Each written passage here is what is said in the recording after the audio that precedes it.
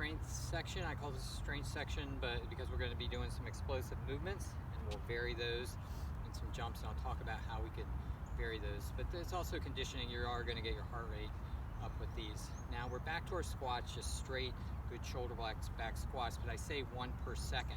Now your squats, 1 per second, might be here, and that's going to be what you need.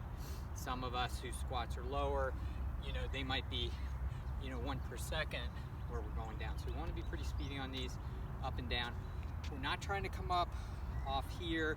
We want to get a full range of motion, but don't feel like your legs are locking out or uncomfortable. This, as I said in my notes, exercise shouldn't be painful. If something's painful, like injury painful, we need to modify it and get out of that range. Squat jumps, we are going to jump. So I'll give you a couple different ranges from this. We're going to go from one exercise to the next with little or no rest. If you need rest, take it. But we're going to try to go one to the other and take our big rest between the 4 exercises. So our squat jumps, my arms come back on my setup for my jump, and I reach to the sky or the ceiling when I'm up here, and soft landing and reset. If your knees bother you, we can still be explosive by coming down and coming up on our toes. So the intention is jump. We want to be quick and move our body explosively to work that part of our muscle, or that aspect of our muscle, that quality of our muscle here, okay? Or it could be a little jump. Be gentle with yourself, all right? We don't need to go overboard. This is a learning process. Just patience and persistence, all right? Lunges, again, if I'm gonna lunge fast, hips below my knees, ideally 1 per second. Your lunge might just be that step, and however way that's going to work for you. All right, broad jumps. All right, you might add broad jumps in your, if you had presidential fitness tests, same idea. Our setup's the same as our vertical jump or jump straight up, or squat jump, and our broad jump. We're back, we bring our hips to the front wall, is in front of us here, and land. And we're going to use the same idea as that. If you're comfortable with jumping, and you can jump a full explosive jump, do it.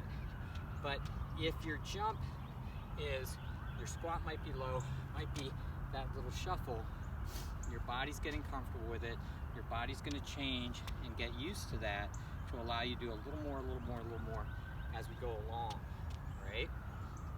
This is one thing that we many times neglect, is that explosive part of movement that we need throughout life, and that's harder to maintain as we get older. And it's just a good quality to have. Now I'm going to go through this once, and I'm going to do 4 of each movement, half of each movement in a full range of motion, and then I'll go modified on the other half, so you'll see how that looks. All right, so we'll go 8, 1 per second. And if I'm only doing little squats, it might look like that.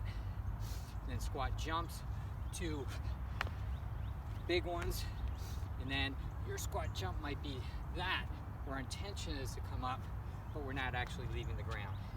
8 lunges. Now I'm pushing off my heel. My heel's what's pushing.